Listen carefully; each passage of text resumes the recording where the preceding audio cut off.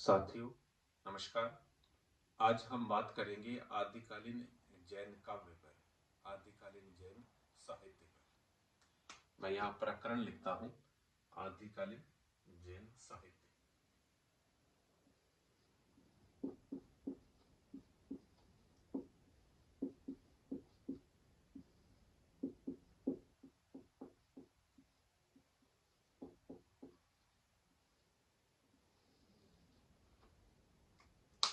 आज हमारा विषय या प्रकरण यह रहेगा। अगर हम पूरे कालखंड को देखें, पूरे आदिकालीन साहित्य को देखें, तो इनमें मिलने वाली रचनाओं में जैन काव्य ही ऐसे हैं जो प्रामाणिक माने जाते हैं। जैन साहित्य आदिकाल का सबसे प्रामाणिक ग्रंथ माने जाते हैं, जिनमें इतिहास सुरक्षित है या बचा हुआ है। जैन कवियों को राज्याश्रय भी मिला था और व्यापारियों का आश्रय भी प्राप्त हुआ था। जैन लोगों की धार्मिक आस्था भी अद्वितीय है। जैन साहित्य की अगर हम बात करें तो यह अधिकांशतः गुजरात, राजस्थान और दक्षिण में लिखा गया था। जैन साहित्य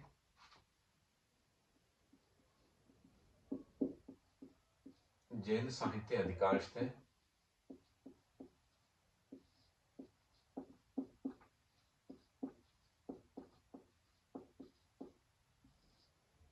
गुजरात, राजस्थान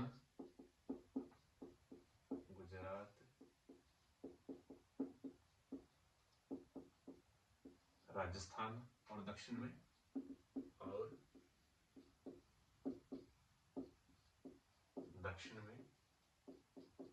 लिखा गया था।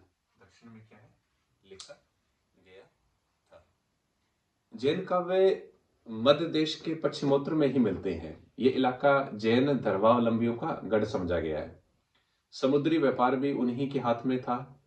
उनकी यात्राओं के फलस्वरूप जैन काव्यों का प्रचार प्रसार हुआ होगा। उनकी अपनी आस्था के कारण जैन संग्रहालयों में जैन काव्य सुरक्षित रह सके।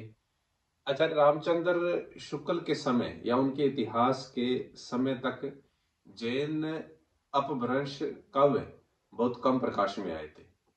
अतः उन्होंने अपने इतिहास में कुछ ही कवियों का उल्लेख किया है या नाम मात्र कवियों का उल्लेख किया है।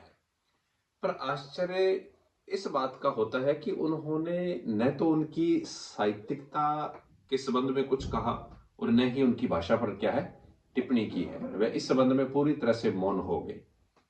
हेमचंद्र के व्याकरण में उद्धृत दोहों के काव्य सौंदर्यों के संबंध में भी उनके जैसे रसवादी आचार्य का मौन रहना क्या है, अखरता है।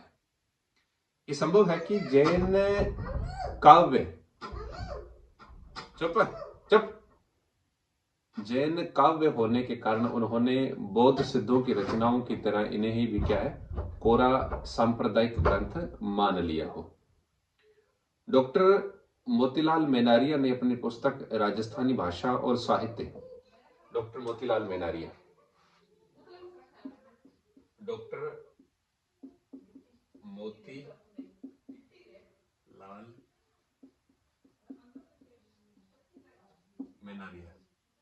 इन्होंने अपनी पुस्तक राजस्थानी भाषा और साहित्य, राजस्थानी भाषा और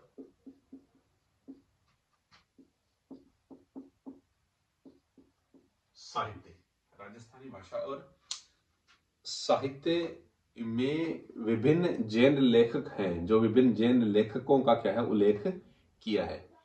इन्हीं जैन कवियों की रचनाएं रास, फाग, चरित आदि विभिन्न शैलियों में मिलती हैं। जो जैन कवि हैं उनकी रचनाएं, जैन कवियों की रचनाएं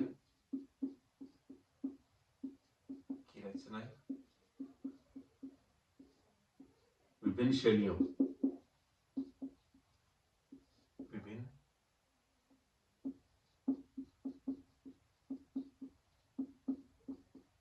में मिलती है।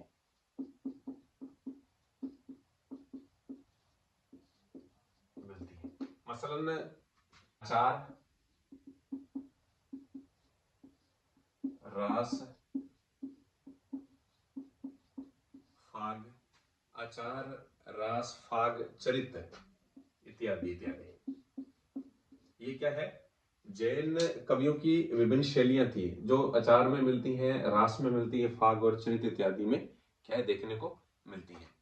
आचार शैली के जैन काव्यों में घटनाओं और उपदेशात्मकता की प्रधानता है। आचार शैली, अगर हम आचार शैली की बात करें, आचार शैली की रचनाओं में क्या है? घटनाओं और उपदेशात्मकता की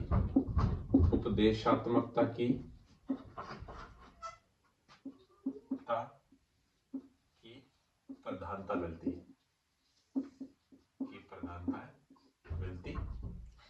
है। आचार शैली की रचनाएं घटनाओं और उपदेशात्मकता की प्रधानता लिए हुए हैं। फाग और चरित्र काव्य शैली की सामान्यता के लिए प्रसिद्ध है। रास शब्द की अगर हम बात करें तो यह संस्कृत साहित्य में क्रीड़ा और नृत्य से संबंधित माना जाता था। रास शब्द, अगर हम रास शब्द की बात करें, रास शब्द संस्कृत में क्रीड़ा और नृत्य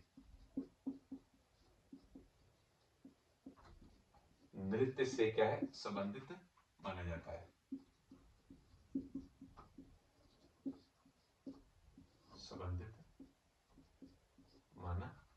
है। आगे चलकर इसमें गायन का भी समावेश हो जाता है। लोक जीवन में भी श्री कृष्ण की लीलाओं के लिए रास शब्द रूढ़ हो गया। आज भी उसी अर्थ में इसका प्रयोग होता है। जैन साधुओं ने रास को एक प्रभावशैली के रूप में क्या है? स्थान दिया था। जैन तीर्थंकरों के जीवन चरित्र तथा वैष्णव अवतारों की कथाएं जैन आदर्शों के आवरण में रास नाम से पद्यबद्ध की गई थी। जैन तीर्थंकरों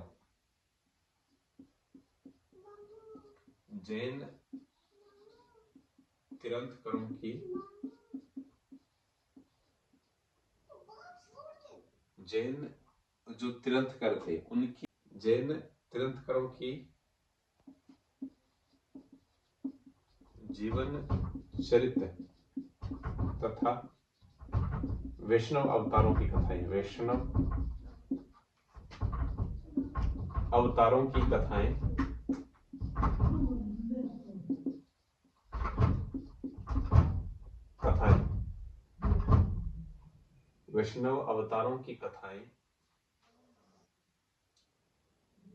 जैन आदर्शों में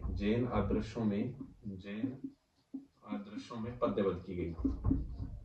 आदर्शों में पद्यबद्ध की गई थी। जैन आदर्शों में क्या पद्यबद्ध की गई थी? जैन मंदिरों में जो श्रावक लोग थे, बात करें तो श्रावक लोग रात्रि के समय रास ग्रंथ, जैन मंदिरों में श्रावक लोग रात्रि के समय ताल देकर रास का गायन करते थे। जैन साहित्य का सबसे अधिक जो लोकप्रिय रूप है, जो सबसे अधिक लोकप्रिय जो रूप रहा है वह रास ग्रंथ ही माना जाता है। वीर गाथाओं में भी रास को रासो कहने की एक पद्धति चल पड़ी, जो बाद में आदिकालीन साहित्य में जो वीर गाथाएं क्या लिखी गई है वह रासो शैली में लिखी गई थी। उपयुक्त जितनी भी काव्य शैलियों का हमने जिक्र किया है उनमें लिखित आदिकालीन हिंदी जैन साहित्य का संक्षिप्त परिचय हम यहाँ प्रस्तुत करेंगे। उसी शैली की जो पहली रचना है वह श्रावकाचार है। आगे हम उसका वर्णन करेंगे। पहली जो रचना है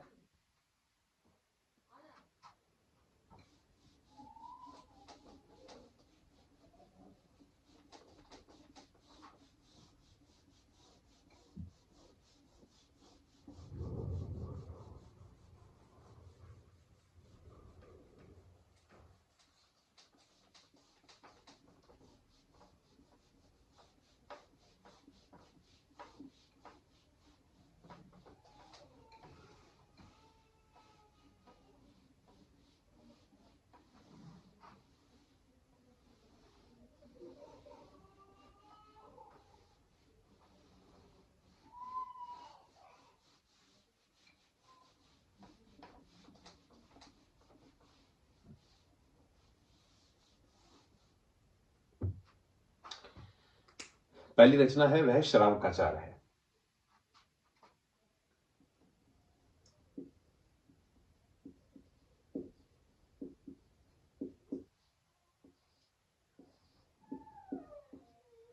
श्रावकाचार, इसके लेखक है प्रसिद्ध जैन आचार्य देवसेन। इसके लेखक है प्रसिद्ध आचार्य देवसेन। देवसेन माने जाते हैं। ये 933 ईस्वी की रचना है। 933 ईस्वी की रचना मानी जाती है। श्रावकाचार देवसेन 1933 ईस्वी। तो इसके लेखक प्रसिद्ध जैन आचार्य देवसेन माने जाते हैं। 933 ईस्वी में लिखित ये रचना है। ये एक अच्छे कवि और उच्च कोटि के चिंतक भी थे। इन्होंने अपभ्रंश में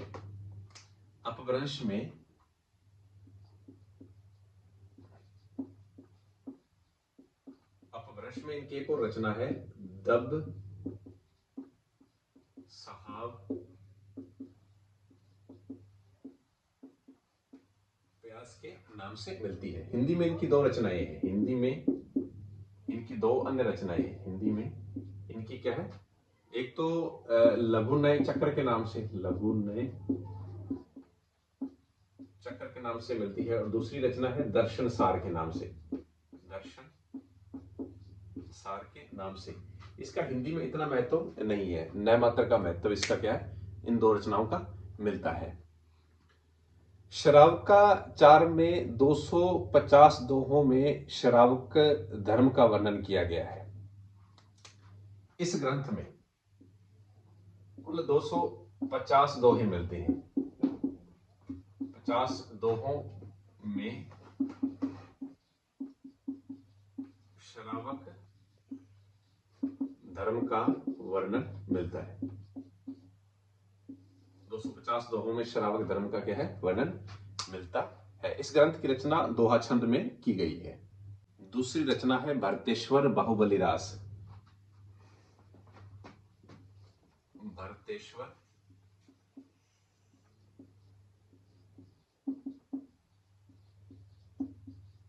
बाहुबली रास। इस रचना के जो लेखक हैं वह शालीभद्र सूरी हैं। कौन है? शालीभद्र सूरी।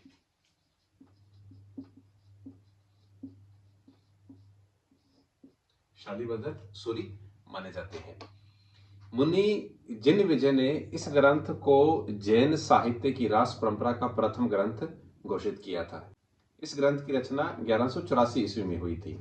शालीभद्र सूरी अपने समय के प्रसिद्ध जैन आचार्य एवं अच्छे कवि भी थे, और इस ग्रंथ में भरतेश्वर एवं बाहुबली दो वीर नायकों के चरित्र का वर्णन मिलता है। अब हमारी तीसरी रचना है चंदनवाला रास। चंदनवाला रास। चंदनवाला रास की अगर बात करें तो यह रचना 35 छंदों का एक लघु खंड काव्य है। इसकी रचना 1200 ईस्वी में हुई थी, और आसगु नामक एक कवि ने क्या है, इसकी रचना की थी। 35 छंदों का, ये 35 छंदों का लघु खंड काव्य है। लघु खंड काव्य है, और रचनाकार है, रचयिता है इसके आसगु। कौन माने जाते हैं? आसगु माने जाते हैं। चौथी रचना है स्थूलीभद्र रास। स्थूलीभद्र रास।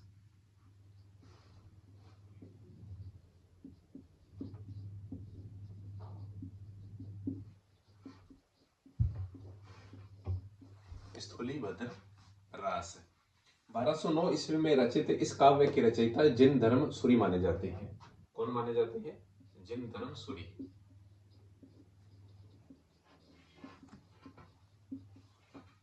1209 ईस्वी में क्या है, यह ग्रंथ लिखा गया था।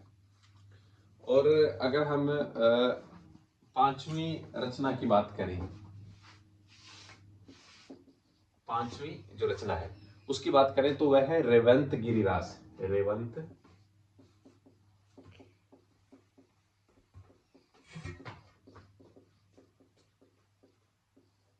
रेवंत गिरिरास। यह विजयसेन सूरी की रचना है। 1231 ईस्वी में लिखित इस काव्य में तिरंतकर नेमिनाथ की प्रतिमा तथा रेवंत गिरि तीर्थ का वर्णन किया गया है। छठी रचना है नेमिनाथ रास।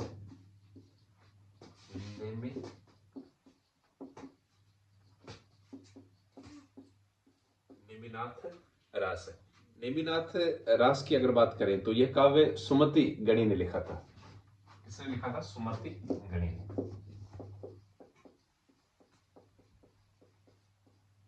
सुमति गणी ने क्या है इसकी रचना की थी? इधर सुमति गणी ने क्या है इसकी रचना की थी। 1213 ईस्वी में इसकी रचना की गई थी और ये 58 छंदों की रचना है, जिसमें नेमिनाथ का चरित्र सरस शैली में प्रस्तुत किया गया है। रचना की जो भाषा है वह अपभ्रंश से प्रभावित राजस्थानी हिंदी है। अपभ्रंश से प्रभावित राजस्थानी हिंदी है।